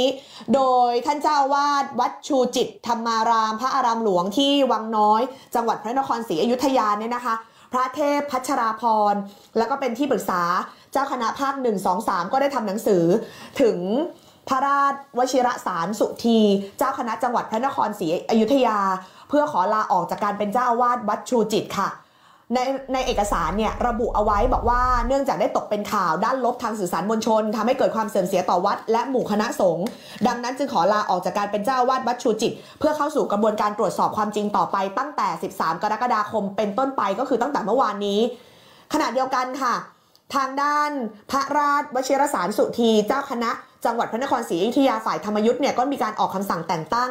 ให้พระเทพวชิรกิตติผู้ช่วยเจ้าอาวาสวัดโสมนัสวิหารรองเจ้าคณะภาค1 2 3ฝ่ายธรรมยุทธ์เนี่ยมาดำรงตำแหน่งเป็นผู้รักษาการแทนเจ้าอาวาสวัดชูจิตต่อไปนะคะซึ่งคุณผู้ชมคะพูดถึงเรื่องเส้นเงินของวัดชูจิตที่มีการโอนให้กับศรีกากอฟตามรายงานของตำรวจเนี่ยมันสูงถึง11 ล้านบาทแต่11 ล้านต้องบอกก่อนนะไม่ใช่ว่าโอนตุ้มครั้งเดียว11 ล้านนะคือก็มีการทยอยโอนซึ่งชุดสืบสวนเนี่ยต้องเก็บรวบรวมข้อมูลเส้นทางการเงินทั้งทางเงินที่เข้ามาเงินที่ออกไปทางพฤตินัยเนี่ยอาจจะยังไม่พบหลักฐานการกระทำความผิดตามวินัยสงฆ์หรือว่าหลักฐานพวกสัมพันธ์ที่ลึกซึ้งกับศรีกากอฟแต่ก็มีเส้นทางการเงินที่มันโยงกันแล้วมันมูลค่าสูงที่สุดเลยค่ะ11 ล้านก็เลยต้องตรวจสอบให้แน่ชัดนะคะว่าโอนไปเพื่ออะไรกันแน่นอกจากนั้นเนี่ยก็มีการตรวจสอบว่าวัดชูจิตก็โอนเงินให้นอกจากตรวจสอบว่าวัดชูจิตโอนเงินให้กับศรีกากอฟ11 ล้านแล้วเนี่ยก็ตรวจสอบพบว่าศรีกากอฟเองก็โอนเงินกลับมาให้กับทางวัดเนี่ย100,000 บาทด้วยเพราะฉะนั้นเดี๋ยวต้องตรวจสอบให้มันสิ้นสงสัยนะคะว่าการโอนไปโอนมานี้มันคือเงินอะไรกันแน่นะคะวันนี้ครับทีมข่าวเที่ยงไทยรัฐข่าวร้อนต้องรู้เราก็ลงพื้นที่ไปที่วัดชูจิตที่วังน้อยอยุธยาอีกรอบหนึ่งหลังจากเมื่อวานเอกสารหนังสือลาออกจากตำแหน่งเจ้าอาวาสเผยแพร่ออกมาแล้วใช่ไหมฮะทีมข่าวลงพื้นที่ไปครับไปดูที่กุฏิของพระเทพพัชราพรที่เพิ่งลาออกจากเจ้าอาวาสเนี่ยไม่มีใครอยู่ฮะคุณน้ำแข็งคุณผู้ชมประตูล็อกเอาไว้ทั้ง2 ฝั่งเลยพรมเช็ดเท้าก็พาดเก็บเอาไว้คล้ายว่าไม่ได้ใช้งานมานานนะทีมข่าวพยายามตามหาวิยาวัจกรวัดไม่เจอครับพอถามคนดูแลวัดบอกว่าก็ไม่รู้ไม่เป็นไรเดี๋ยวรอก่อนเผื่อท่านอาจจะติดกิจนิมนต์หรือใดๆรอท่านกลับมารอท่านชี้แจงเพิ่มเติมเช่นเดียวกันกับวิยาวัจกร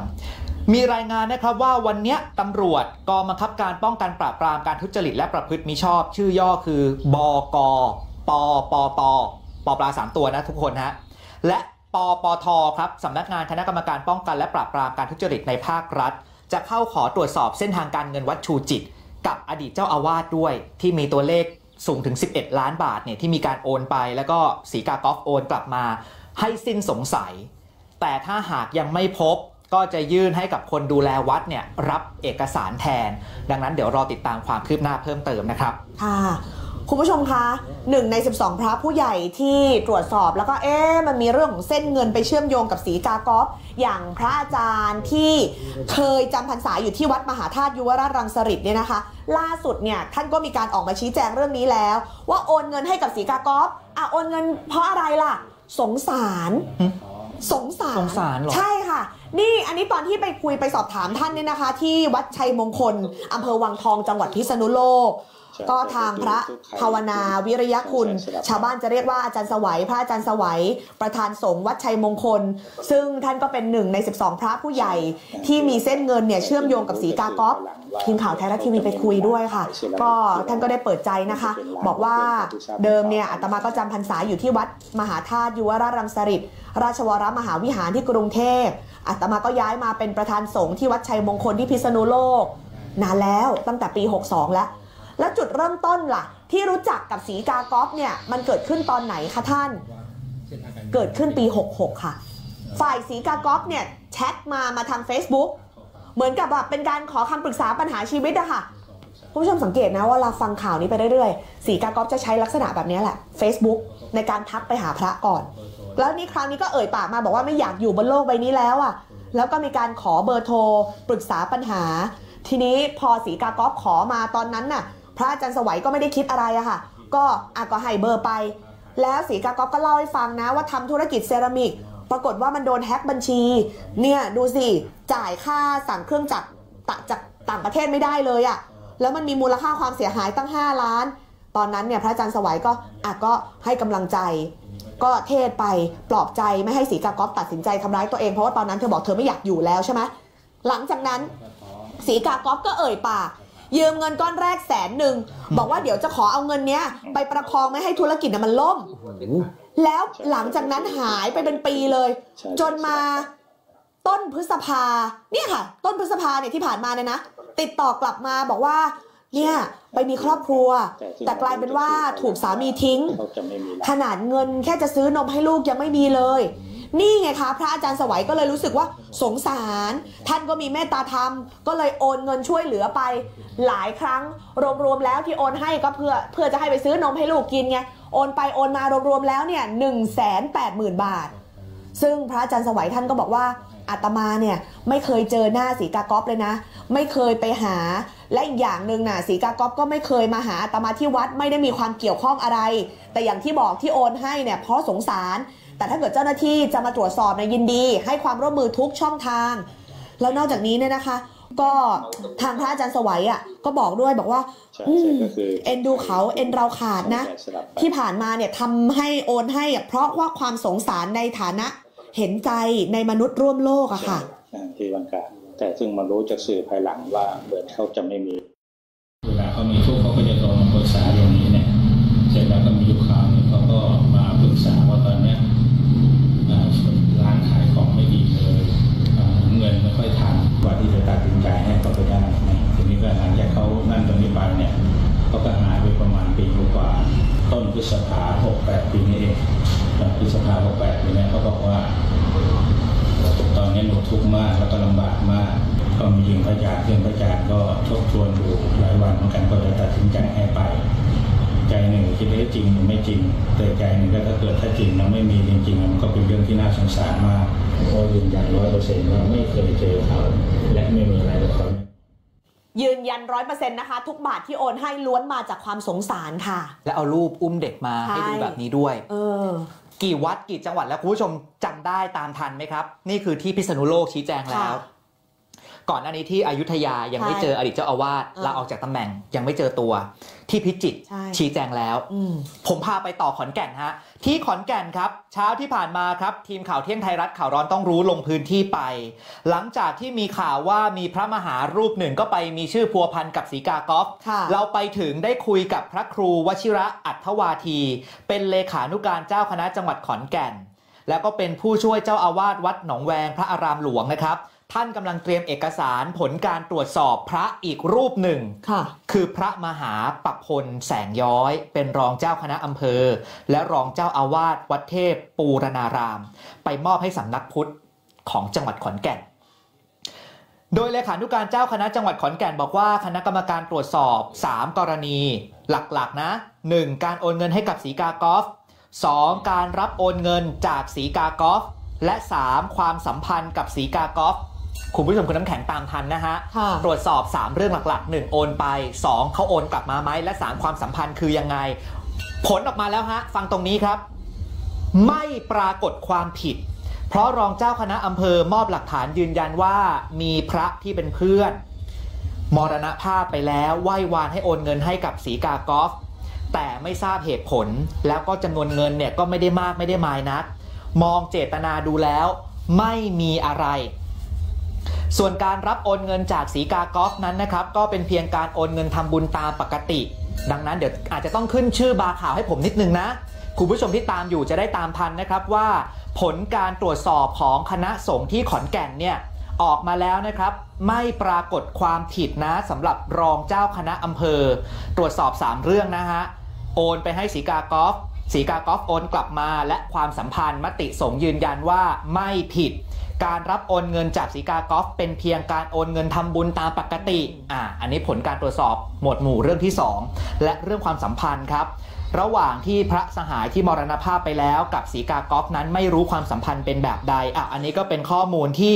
วันนี้มีคำชี้แจงออกมาชัดเจนในพื้นที่จังหวัดขอนแก่นหลังจากที่มีกระแสข่าวไปพัวพันกับสีกากอล์ฟนะครับนี่เมื่อกี้คุณคิงพูดถึงปปทที่บอกว่าจะไปตรวจสอบวัดชูจิตใช่ไหมคุณผู้ชมเพราะว่าเดี๋ยวต้องมาดูค่ะว่าในสัปดาห์นี้ทางปปทแล้วก็ปปเนี่ยก็จะตรวจสอบเรื่องเส้นเงิน4วัดนั่นแหละค่ะหลักๆวัดในกรุงเทพ2แล้วก็มีวัดที่ต่างจังหวัดอีกเมื่อกี้ที่คุณคิงบอกหนึ่งในนั้นคือวัดชูจิตเพราะฉะนั้นไปไล่เรียงดูหน่อยละกันค่ะทางบก.ปปเนี่ยนะคะก็เตรียมขอข้อมูลเส้นทางการเงิน4วัดในพื้นที่กรุงเทพและต่างจังหวัดย้ำอีกทีนึงนะวัดชูจิตธรรมารามพระอารามหลวงที่พระนครศรีอยุธยาและ2เนี่ยก็คือวัดใหญ่จอมปราสาทที่สมุทรสาคร3ก็คือวัดกัลยาณมิตรวรมหาวิหารแล้วก็วัดประยุรวงศาวาสวรวิหารที่กรุงเทพ2วัดหลังเลยนะคะจะขอตรวจสอบเส้นทางการเงินของพระชั้นผู้ใหญ่แล้วก็จะดูบัญชีวัดคือถ้าเกิดว่าไปดูปุ๊บไปดูข้อได้จริงซิว่าเงินที่โอนให้กับสีกากอล์ฟเนี่ยเป็นเงินส่วนตัวหรือเงินวัดเพราะว่าพอไปเห็นว่ามีพระที่ไปมีความสัมพันธ์กับสีกากอล์ฟแล้วบางรูปร่วมอำนาจในการบริหารจัดการเงินของวัดคือไม่มีวิยาวัจกรแบบนี้ท่านพระผู้ใหญ่จัดการดูแลเรื่องการเงินเองดังนั้นก็เลยต้องมีการตรวจสอบเรื่องนี้นะคะจากการนี้เราติดตามเลยนะครับ4วัดกรุงเทพ2ต่างจังหวัด2ต่างจังหวัดก็คือ1วัดภูจิตอีกวัด1ที่สมุทรสาครวัดใหญ่จอมปราสาทตรวจสอบกันหน่อยนะฮะนี่เห็นว่าจนถึงตอนนี้ยังไม่เจอตัวเจ้าอาวาสเลยนะที่หายไปตั้งแต่เวียนเทียนไม่ได้วันอาถรรพ์จนถึงตอนนี้ฮะไปที่วัดใหญ่จอมปราสาทครับมีเรื่องน่าตกใจบัญชีวัดตรวจสอบล่าสุดเช็คกับแหล่งข่าวไทยรัฐทีวีบอกเลยประกาศตรงนี้ฮะน่าตกใจมากเงินเหลือไม่เต็มหลักร้อยคุณน้ำแข็งคุณผู้ชมจากปกติรายได้เข้าวัดเนี่ยเป็นหลักหมื่นหลักแสนเดี๋ยวเล่าให้ฟังดูหน้าจอเลยฮะ2หน่วยงานหลักครับตำรวจปปปและเจ้าหน้าที่ปปทร่วมกันลงพื้นที่วัดใหญ่จอมปราสาทที่ตัวเมืองสมุทรสาครหลักฐานสำคัญว่าเจ้าอาวาสวัดนะครับโอนเงิน1,177,740 บาทให้สีกากอล์ฟช่วงปี 65-68 ส่วนสีกากอล์ฟเนี่ยโอนเงินกลับมาให้เจ้าอาวาส 357,500 บาทแม้ว่าจะยังไม่มีข้อมูลเรื่องความสัมพันธ์ลึกซึ้งเข้ามาเกี่ยวข้องแต่การโอนเงินจำนวนดังกล่าวมันก็มีข้อสงสัยไงว่าทำไมโอนเยอะจังเลยโอนให้สีกาล้านกว่าบาทสีกาโอนกลับ 350,000 กว่าบาทเนี่ยสอบถามข้อมูลจากเจ้าคณะตำบลท่าฉลองผู้นำชุมชนและกรรมการวัดได้ข้อมูลแบบนี้คุณผู้ชมคุณน้ำแข็งดูหน้าจอนะครับรายได้ของวัดเจ้าอาวาสบริหารจัดการผู้เดียวนี่ไงไม่ต้องมีวิยาวัจกรบริหารจัดการเงินเองก็จะสะดวกก็จะง่ายดังนั้นรายรับของวัดมาดูกันหน่อยว่าไส้ในมีอะไรบ้างก็จะมาจากค่าเช่าที่จอดเรือบริเวณหน้าวัดเพราะว่าจะมีแม่น้ำไหลผ่านเดือนละ 20,000เงินทำบุญทอดกฐินปีที่ผ่านมาได้ประมาณล้านบาทเศษเงินเทศมหาชาติราว100,000ตู้บริจาค2ตู้ตั้งในกุฏิพระสงฆ์และที่โบสถ์ถือว่ามีรายได้ไม่เยอะฮะอันนี้คือเส้นรายได้หลักๆนะก็ตัวเลขรวมๆก็ประมาณสัก1,120,000ตัวเลขกลมๆรายจ่ายนะครับค่าไฟประมาณ 30,000 กว่าบาทต่อเดือนค่าบำรุงวัดเจ้าอาวาสก็รับผิดชอบผู้เดียว รายได้เจ้าอาวาสบ้างเมื่อกี้เป็นรายได้วัดรายได้เจ้าอาวาสนอกจากเงินเดือนประจำตำแหน่งแล้วท่านยังเป็นครูสอนนักธรรมบาลีที่วัดคืออีก2 วัดรายได้เดือนละ 30,000 ครับเจ้าหน้าที่จะนำข้อมูลเหล่านี้มาพิสูจน์ให้ชัดเจนว่ามีการนำเงินของวัดไปโอนให้กับศรีกาก๊อฟหรือเปล่าหากพบว่าเอาเงินวัดไปใช้ในทางที่มิชอบจะเข้าข่ายความผิดฐานยักยอกและเบียดบังทรัพย์สินของวัดคล้ายๆกรณีของทิศแย้มเพราะว่านี่เป็นเจ้าอาวาสด้วยไงก็ถือว่าเป็นเจ้าพนักงานต่างๆเมื่อวานนี้ที่มหาเถรสมาคมเขาประชุมเราต้องมองแยกบางทีพระเขาจะมีหลายหมวกที่สวมใช่หมวกนี่คือคำเปรียบเปรยนะฮะก็คือมีตำแหน่งแห่งที่อย่างพูดง่ายๆล่าสุดครับข่าวเที่ยงไทยรัฐข่าวร้อนต้องรู้ตรวจสอบได้ข้อมูลจากแหล่งข่าวชุดสืบปปฮะลงพื้นที่ตรวจสอบเส้นเงินของวัดใหญ่จอมปราสาทตรวจสอบบัญชีวัดกับตัวเจ้าอาวาสคือถ้ารวมๆกันเนี่ยรายรับมันต้องมีเป็นหลักล้านใช่ไหมฮะแล้วเงินรวมทั้งหมดเนี่ยล่าสุดเช็คนะวันนี้ที่ได้คำตอบมาเหลือไม่ถึงหลักร้อยนี่หลักร้อยครับประมาณนี้ตามตัวเลขนะเหลือหลักร้อยคุณจากที่รับเป็นหลักล้านเหลือเป็นหลักร้อยแล้วมันหายไปไหนเนี่ยเดี๋ยวก็ต้องไปตรวจสอบแล้วครับว่ารายการเดินบัญชีสเตทเมนต์เข้าออกเท่าไหร่ออกไปไหนเข้ายังไงใครเอาเข้าเอาออกยังไงบ้างมันตรวจสอบได้อยู่แล้วตรงจุดนี้นะฮะและในการก็ต้องรอฟังคำชี้แจงจากเจ้าอาวาสด้วยที่เจอเลยถามผู้ใหญ่บ้านผู้ใหญ่อดิเรกและเป็นกรรมการของวัดบอก6 เดือนก่อนคณะกรรมการวัดเสนอวัยาวัจกรคนใหม่ไปเจ้าอาวาสท่านไม่ยอมแต่งตั้งขึ้นมาสักทีรายได้วัดเข้าที่ทราบเข้าบัญชีเจ้าอาวาสโดยตรงเลยและจวบจนตอนเนี้ยยังไม่ติดต่อกลับมาเลยก็ไม่รู้ว่าท่านจะกลับมาที่วัดหรือเปล่าเพราะตอนนี้ที่วัดใหญ่จอมปราสาทพอไร้เจ้าอาวาสอยู่วัดก็ต้องเจ้าอาวาสอีกวัดหนึ่งเนี่ยมาทำหน้าที่ดูแลวัดแห่งนี้แทนไปก่อนรอติดตามฮะจากรับหลักล้านเหลือแค่หลักร้อยไปไหนเรื่องของการตรวจสอบเส้นเงินนั้นก็คือเป็นหน้าที่โดยตรงของปปแต่คุณผู้ชมดูตำรวจไซเบอร์หน่อยค่ะเขาก็จะไปดูเรื่องเกี่ยวกับการโยงเว็บพนันเล่นพนันออนไลน์เพราะว่าก่อนหน้านี้ก๊อฟก็ออกมาบอกว่าฉันเล่นพนันจริงเอาเงินไปหมดกับพนันจริงแต่ทีเนี้ยมีคุณผู้ชมที่พอดูข่าวไปเฮ้ยถ้าเกิดว่าก๊อฟไปยุ่งเกี่ยวกับพนันออนไลน์แล้วพระที่ยุ่งเกี่ยวกับก๊อฟจะโยงไปถึงเรื่องพนันออนไลน์ได้ไหมคุณผู้ชมเรื่องนี้ค่ะทางตำรวจไซเบอร์นะคะอย่างตำรวจตรีสิริวัฒน์พอผู้บังคับการตำรวจสืบสวนสอบสวนอาชญากรรมทางเทคโนโลยีก็คือตำรวจไซเบอร์นั่นแหละเปิดเผยถึงกรณีนี้ค่ะเพราะว่ามีการเชิญตัวก๊อฟเนี่ยมาให้ข้อมูลเกี่ยวกับการเล่นพนันออนไลน์เมื่ออาทิตย์ที่แล้วนะถามว่าเป็นยังไงบ้างก็ถือว่าศรีกาก๊อฟเนี่ยให้ความร่วมมือเลยแหละว่าเข้าไปเล่นเว็บไหนไปเล่นยังไงเล่นอะไรมากสุดยังไงบ้างคือให้ข้อมูลกับตำรวจนะคะอยู่ระหว่างการไปขอข้อมูลเส้นการเงินของธนาคารตอนนี้ไม่ได้รับข้อมูลนะซึ่งก็กำลังเร่งรัดพนักงานสอบสวนว่าจะรีบประสานกับธนาคารขอข้อมูลตรงนี้มาเร็วๆเลยจะได้เอามาวิเคราะห์ว่าถ้าเกิดว่ามีการเล่นพนันจริงๆทางก๊อฟก็จะต้องโดนแจ้งข้อหาดำเนินคดีต่อไปด้วยนะคะ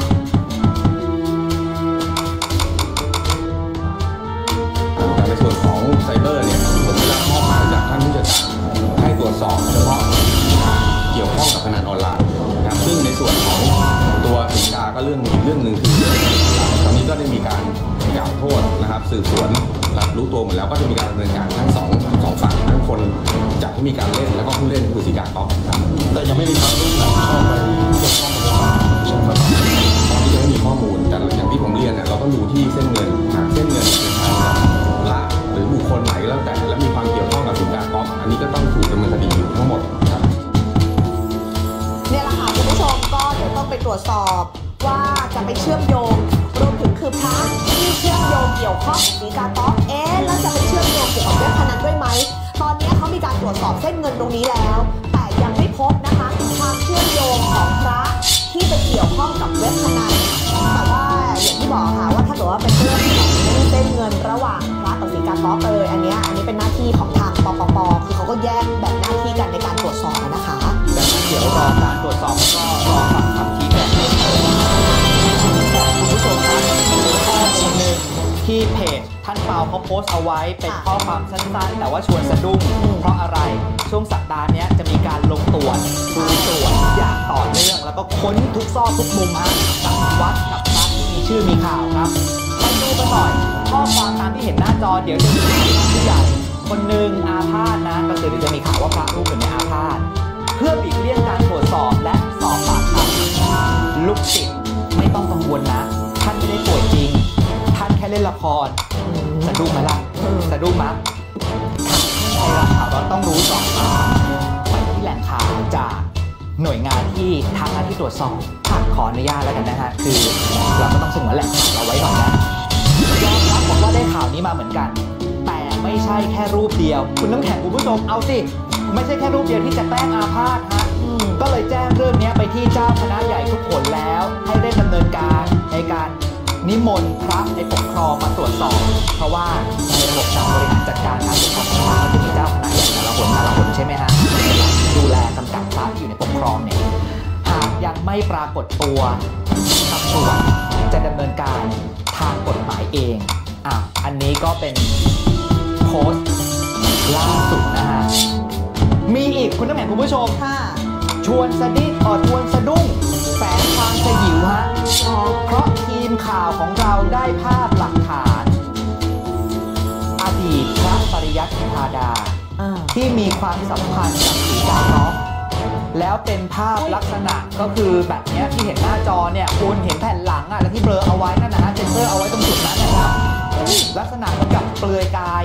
จีวรอยู่ตรงนู้นใช่ไหมที่หนึ่งตรงจีวรกองอยู่ตรงขาครับแล้วภายอยู่ภายในห้องแห่งนี้ซึ่งห้องนี้เหมือนคุณนุ่นตุ๊กตาลูกเป็นพยานตั้งอยู่ตรงนั้นนะฮะมีตุ๊กตาอยู่ภายในห้องแล้วก็มีถุงยาเมลอยู่ด้วยแล้วยังมีอีกนอกจากภาพสยิวอดีตพระวัดดังเนี่ยที่เปลือยกายตรงจุดนี้มีแชทข้อความพูดคุยฝ่ายหญิงเนี่ยให้ส่งรูปถ่ายบอกดูหน้าหน่อยจะได้หายเจ็บส่งมาดูหน่อยนี่หยุดภาพตรงนี้นิดนึงดูหน้าหน่อยจะได้หายเจ็บส่งมาดูหน่อยแล้วภาพนี้ถูกส่งไปครับอดีตพระปริยัติธาดาซึ่งวันนี้มีข่าวว่าท่านไปสึกเงียบที่ระยองแม่คุณคิงยังไม่หมดนอกจากส่งรูปแล้วป้าก็จะส่งตุ๊กตาหน้าจออาจจะไม่เห็นไปต่อส่งจูบไปด้วยไม่ใช่แค่ส่งภาพอย่างเดียวไม่มีสติ๊กเกอร์ที่บอกเลยที่หัวใจต้องแนวขึ้นมาแบบนั้นใช่ไหมฮะคุณผู้ชมอย่าเพิ่งปิดหน้าจออย่าเพิ่งเปลี่ยนช่องเราต้องคือเราก็ต้องเรียนรู้ว่ามันเกิดอะไรขึ้นในสังคมยุคนี้สมัยนี้และดูอีกโพสต์หนึ่งของทนายคู่ใจครับมาด่วนรายงานข่าวแจ้งมาว่าเจ้าหน้าที่ขอศาลออกหมายจับพระเทพพัชราภรณ์เจ้าอาวาสวัดชูจิตธรรมารามจังหวัดพระนครศรีอยุธยาซึ่งเมื่อวานนี้มีเอกสารหนังสือว่าท่านขอลาออกจากตำแหน่งเจ้าอาวาสก่อนที่เพจทนายคู่ใจจะมีการโพสต์ว่ามีการขอศาลออกหมายจับด้วยรายละเอียดจะเป็นยังไงเพื่อความเป็นธรรมของทุกคนและทุกฝ่ายนะฮะเดี๋ยวรอฟังเจ้าตัวชี้แจงแล้วก็รอติดตามความคืบหน้าทันทีที่มีความคืบหน้าเดี๋ยวจะรีบรายงานให้ทราบทันทีนี่หรือเมืองพุทธในยุคนี้สมัยนี้คุณผู้ชมยังคงต้องติดตามกันแบบยาวๆครับทั้งรูปเห็นทั้งช็อตนะขออภัยคุณผู้ชมเมื่อกี้ที่บอกลาบูบูพอมาซูมดูใกล้ๆเหมือนกับเป็นตุ๊กตาแคร์แบร์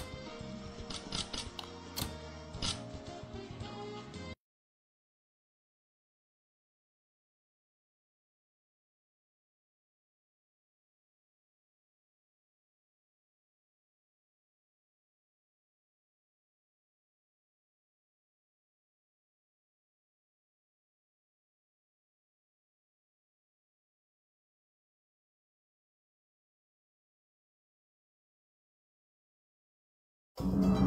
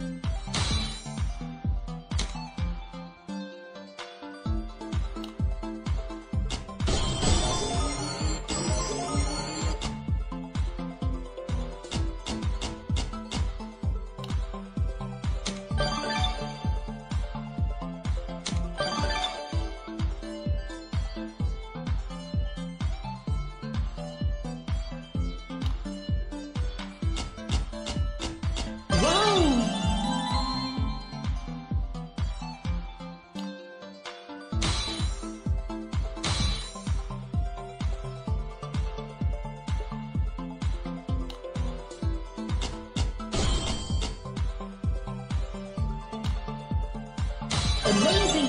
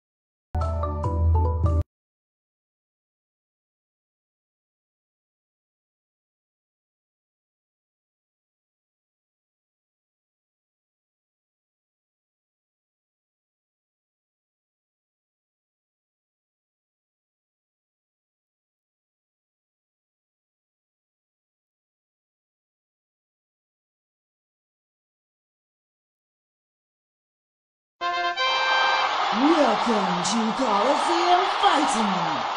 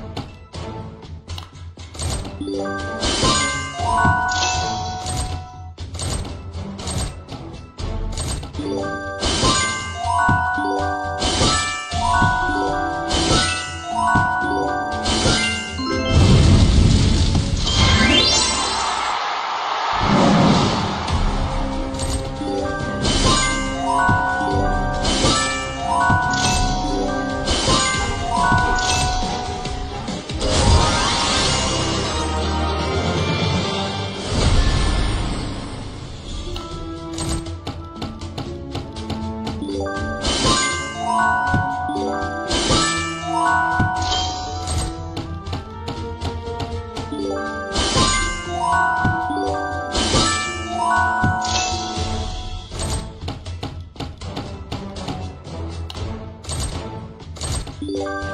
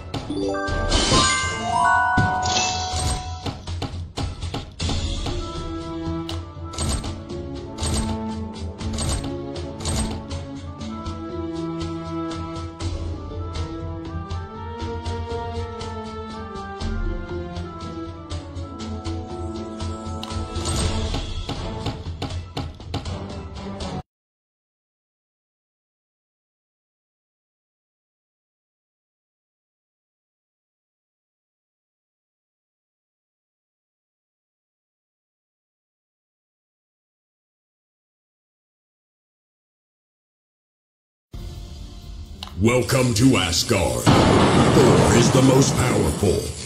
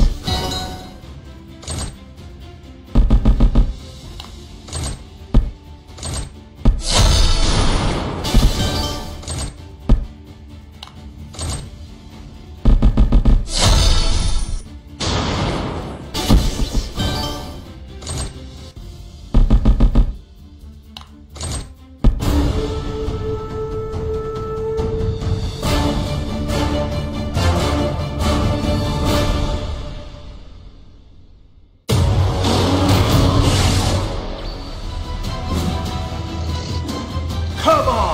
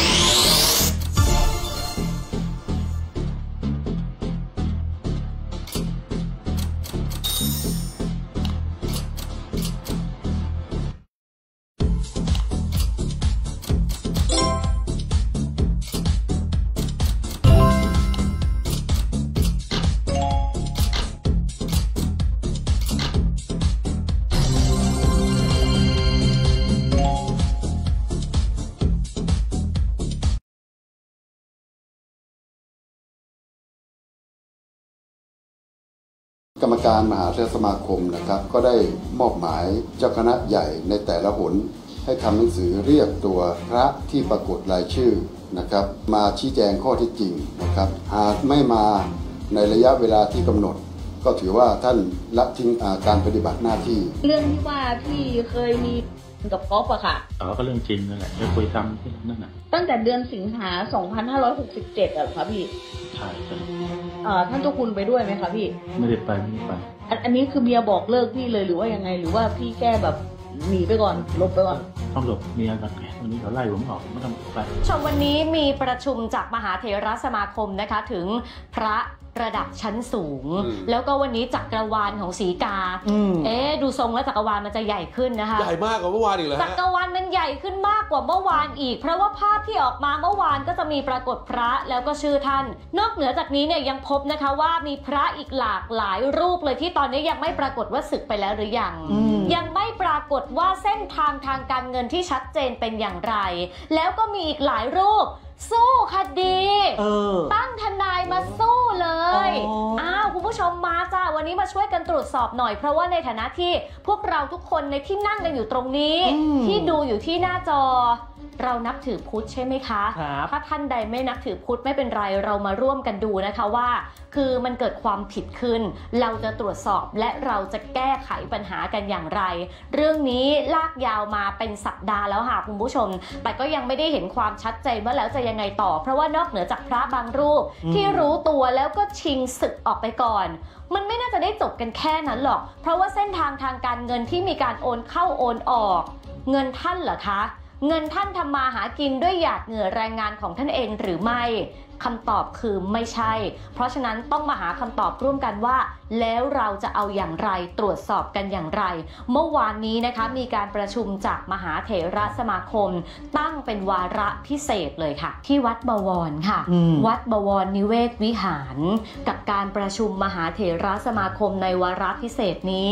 เอาจริงๆพี่กิ๊งเห็นภาพอย่างนี้อยากจะก้มลงกราบท่านนะครับพระดีๆยังมีอีกมากนะคะคุณผู้ชมท่านก็มาร่วมการประชุมแล้วก็พูดคุยขออนุญาตยกตัวอย่างสักเล็กน้อยอย่างเจ้าคณะบางคนระดับผู้ช่วยเจ้าอาวาสวัดใหญ่เดินแต่ละทีบางครั้งท่านก็ต้องมีคนกางร่มให้แบบนี้ท่านก็ต้องมีคนถือข้าวถือของให้แต่ว่าวันนี้พอโดนพิษของศรีกากอฟต้องสึกออกไปก็เป็นแค่คนธรรมดาไม่ได้มีใครกราบไหว้ยกย่องแล้วนะคะพระที่ท่านยังคงอยู่ในการดูแลเนี่ยต้องมานั่งประชุมร่วมกันบางรูปกุมขมับเลยค่ะคุณผู้ชมเพื่อจะเร่งหาแนวทางแก้ไขปัญหาที่เกิดขึ้นในคณะสงฆ์คือคณะสงฆ์เองเนี่ยก็มีระบบการปกครองคล้ายกันกับที่ประเทศไทยมีรัฐบาลนะถ้าเทียบตำแหน่งกันแล้วอ่ะคุณผู้ชมก็มีระดับการปกครองเหมือนกันกับที่ตำรวจดูแลกันเป็นองค์กรหนึ่งอะค่ะท่านก็จะมีตำแหน่งลดหลั่นระดับกันแล้วก็มาประชุมกันว่ากำลังจะเกิดอะไรขึ้น